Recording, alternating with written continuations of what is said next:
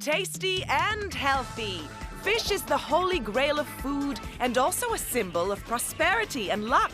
But with talk of containing heavy metals and other contaminants, are fish really any good for us? Today, we go in hook, line, and sinker and dissect fact from fiction.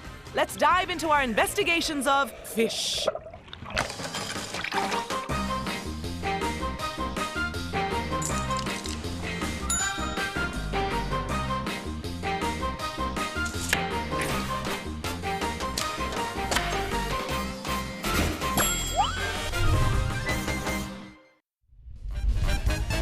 We are surrounded by water, so naturally we eat loads of fish. But not all fish are created equal. Singapore consumes around 100,000 tons of fish per year. 5% of this comes from local aquaculture farms, while the rest is imported. There are so many fish swimming in our oceans, but do we know where they all come from or even look like? Let's catch a few specimens for a taste test.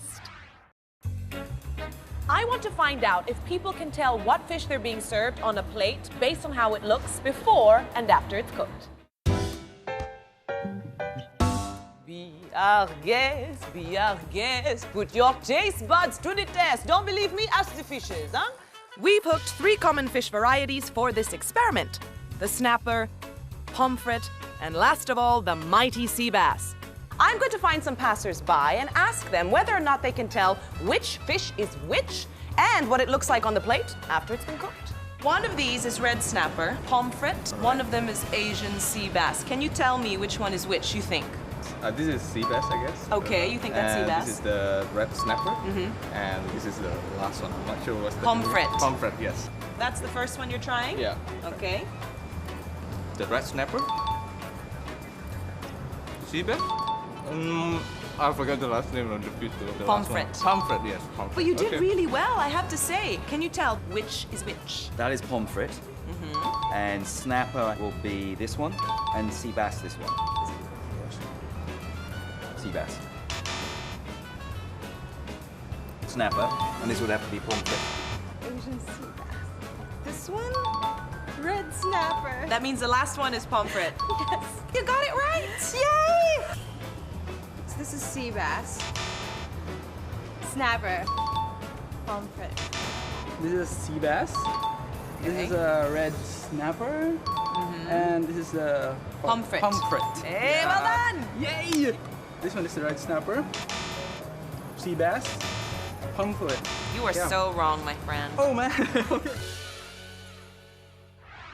Singapore may be small, but we have one of the biggest appetites for fish in Asia. Despite the popularity of this aquatic delicacy, do we really know what's going on behind the scales? Fish are high in vitamins, minerals, and protein, but the health benefit that experts are really raving about is omega-3. Omega-3 is a group of fatty acids that we call polyunsaturated. And there are 3 types of omega-3s.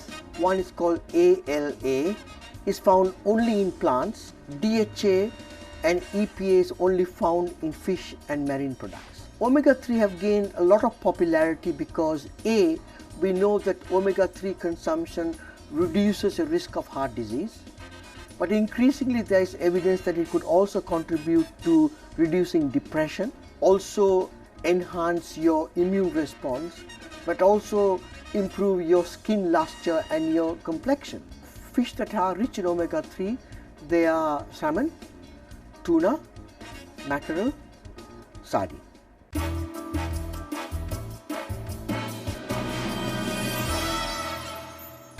The fish that ends up on our plates come from many varied sources. One way to hook a daily catch is through fish farming. Interestingly, this is a business Singapore is beginning to excel in. The best thing about being a food detective is I get to go on fun little excursions, and today I am going to a fish farm in Pulau Semakau. It's just about 20 minutes off the coast of Singapore, and I'm so excited to find out what the catch of the day is. Captain, full speed ahead!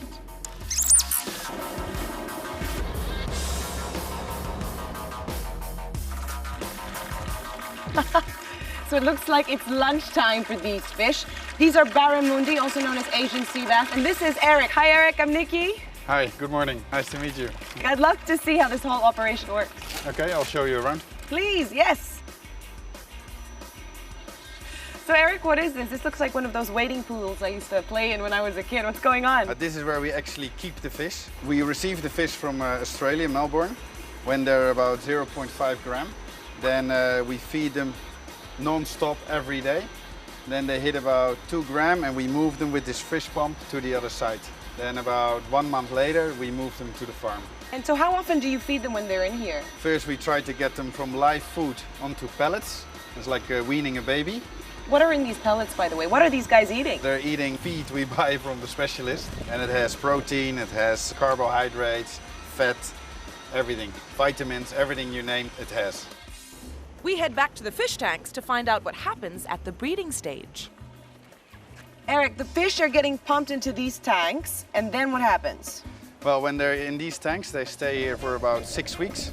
And we non-stop feed them, we grade them, and we vaccinate them. Why is it so important to vaccinate these fish? If we vaccinate them, we know for sure that they don't get any problems. It's the same what we do with humans. You vaccinate them, and that's why certain diseases don't exist anymore. Now, the other part we do is we clean our tanks like twice a day. Because of that, there's no bacteria build-up, so no problem at all. A lot of people have been talking about, knowing where your fish comes from or your food comes from because there might be mercury poisoning or other bacteria. What is it that you do to ensure that just doesn't happen? We know exactly what's in the pelleted feed. We can even trace it back to the fish, in what cage, in what tank. So there's no question about what they have eaten. And how long are these fish actually in the tanks here once they've been pumped in before the next step? How long do you have to nurture them, I suppose? This whole phase is about 2 to 3 months. And then they go to the ocean and I keep them for 5 months and then we harvest them. And talking about a harvest, I can actually show you one. So you would like to go to see a harvest? It sounds good. But I want to feed these guys first because something tells me they're hungry. Okay. Okay? Here's my pelleted feed. Ladies and gentlemen, dinner is served. It's a slow and careful process where the fish are transferred into barrels before departing for their new home.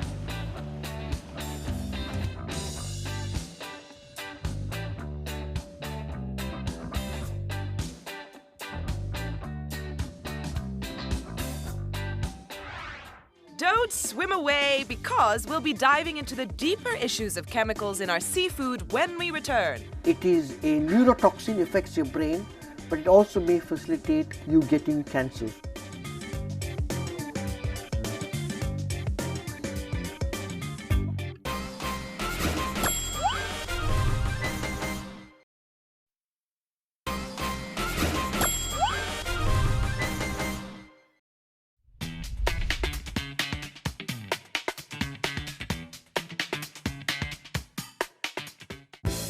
Earlier, we visited a local fish farm to discover how Asian sea bass are fed and bred.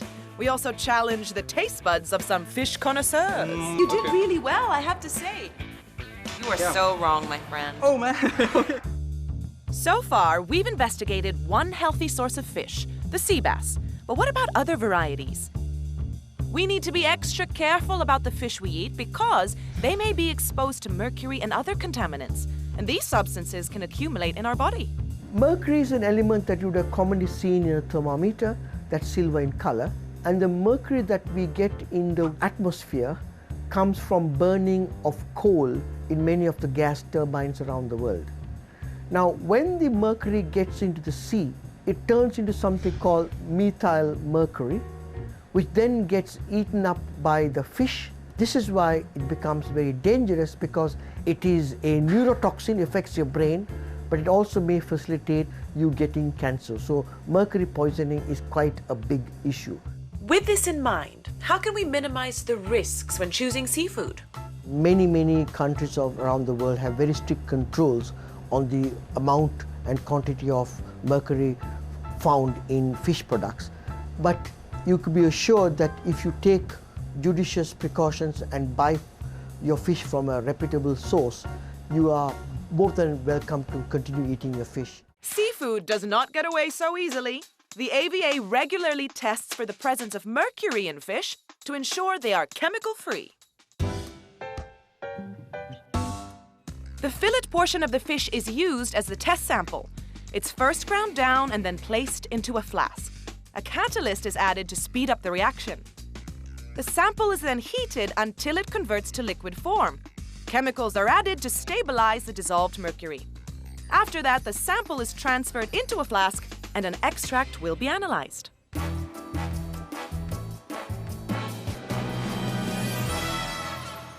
With the help of technology and the ever-expanding global economy, the varieties of fish that we can put on our plate come from all corners of the oceans. But this popularity of seafood has led to an issue of some fish stocks potentially running dry.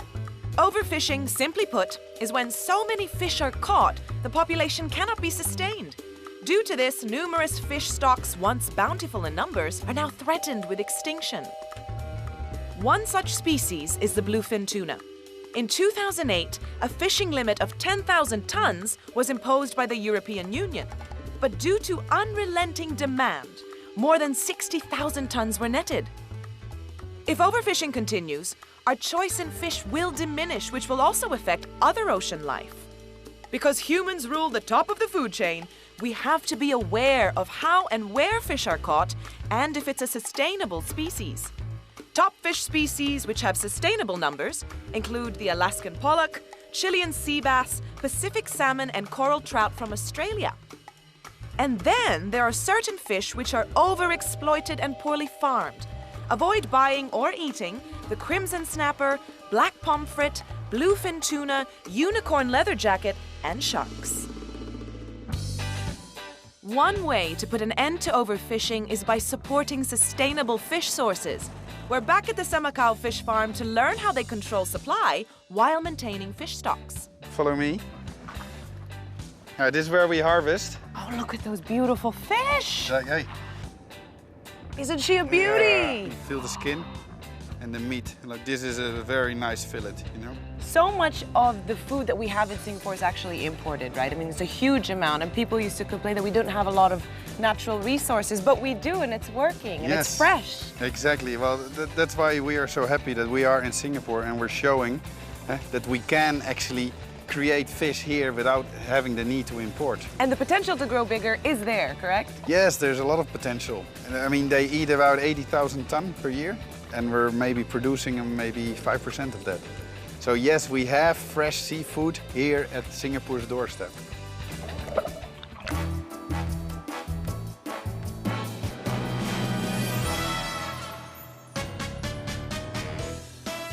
When fish are caught, they're not always brought to market to be sold in the frozen food sections. Much of our fish is already processed and packaged before they get stocked in supermarket aisles. When I look at fish that's packaged like this, I think it's perfect for kids' parties or packed lunches because it's easy to cook and easy to eat. But are we taking the easy way out with processed fish? Processed fish products like fish fingers and fish balls are not as nutritious as fresh fish because they strip away a lot of the nutrients and they add in things like flour, thickening agents, and oil to it. So it's not as healthy as eating fresh fish. Fresh, canned, or processed, which type of fish measures up against some of our fussiest eaters? Children can be the pickiest eaters, so I'm visiting the home of 3 children who will put their taste buds to the test. I have 3 fishy buddies in my midst today. They're going to be the ultimate taste testers to see which kind of fish that they prefer. They get to choose one of the 3. Only one can be your favorite. You're going to try fresh fish, processed fish, and you're going to try canned fish. Bon appétit!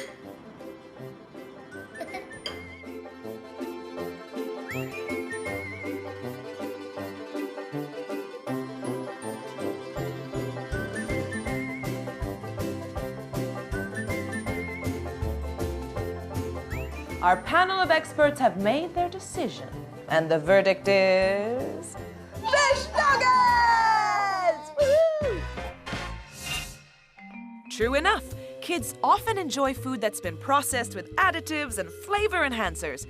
So parents, do keep a watchful eye out for what you serve them and try introducing fresh, healthier examples into their diet. Coming up, we help haul in the day's first catch at the port, and we learn the secrets of how to select and prepare a memorable fish dinner. Keep those hooks baited for more.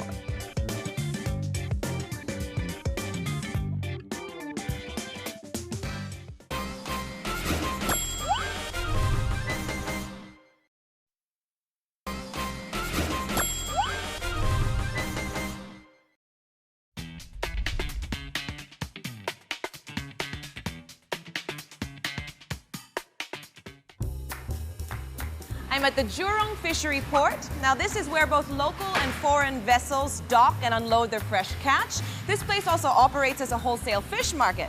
Now it's a little after midnight, but for a lot of the folks here, their day has just begun.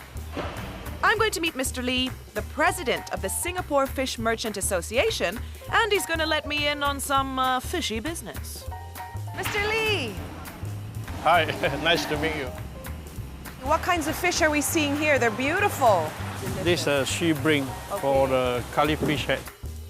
The fishery port is open and functions 24/7, almost all year long.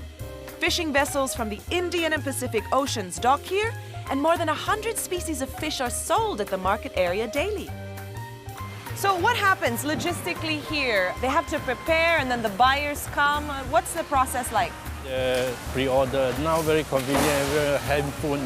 You just call up your friend and say, I'm but coming. Also, someone they come buying on the spot, negotiate the price. Because Okay, the so that price still is happens. the flexibility. I like that, that's flexible. So for me, because I'm not experienced, how can you show me that this is a fresh fish? Choosing fresh fish is a quick task that just requires a few of your senses. First off, examine the fish. It must be shiny and clean, not dull or patchy. Next, get a good whiff of it. It should smell like the sea. The gills should be a rich red. And finally, the flesh should be firm and fingerprints shouldn't remain after you press it. Now you're ready to cook this bounty. I know you're a very busy man, so I want to thank you so much for your time today and for showing me this beautiful place. I'm absolutely fascinated. Thank you so much. Thank you. And don't forget me with the wholesale price. I'll call you. No problem.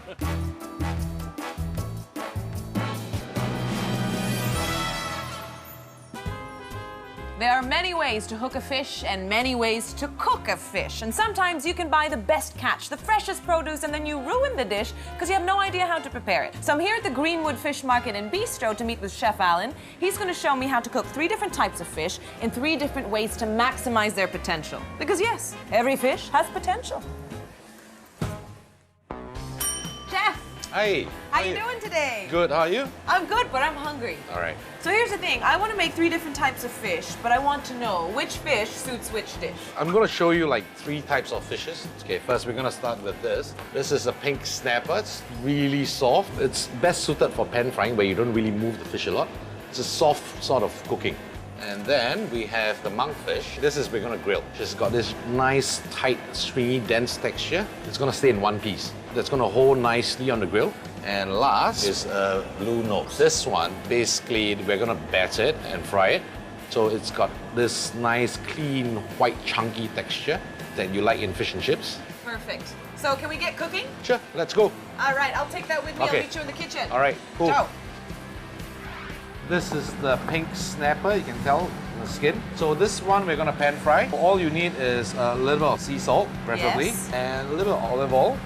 That's it. A little bit of oil, but we normally use like medium fire. For fish, you don't want to go high fire. You're gonna burn rather than actually get a crisp.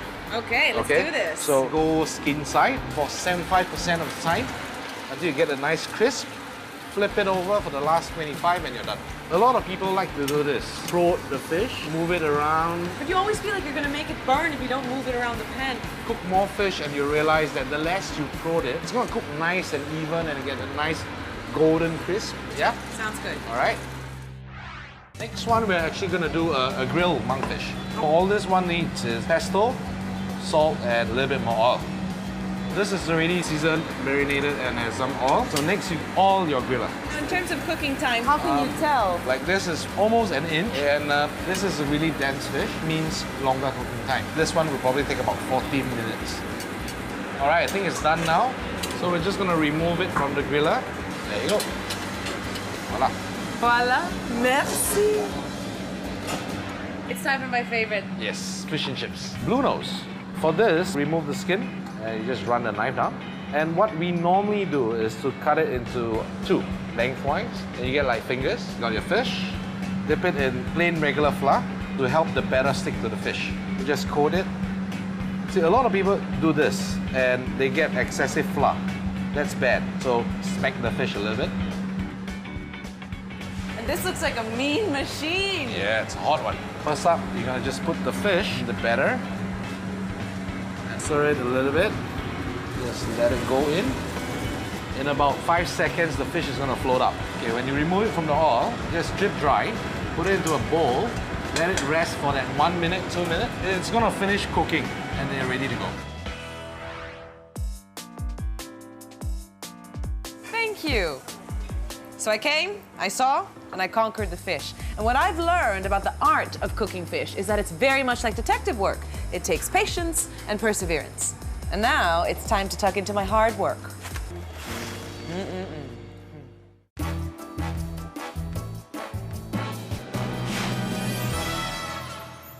Fish is a great alternative to meat. It's full of omega-3, vitamins, and minerals which are vital for brain function. Now, Asia is one of the highest consumers of fish. Now, however vast our oceans may be, fish are not in endless supply. Overfishing is a real concern, as are the amounts of hazardous chemicals that are pumped into the sea, affecting the fish and us. So the next time you're picking a fish, do pay attention to where it comes from, how it was caught, and look for telltale signs of infection and staleness. Don't just let it sit.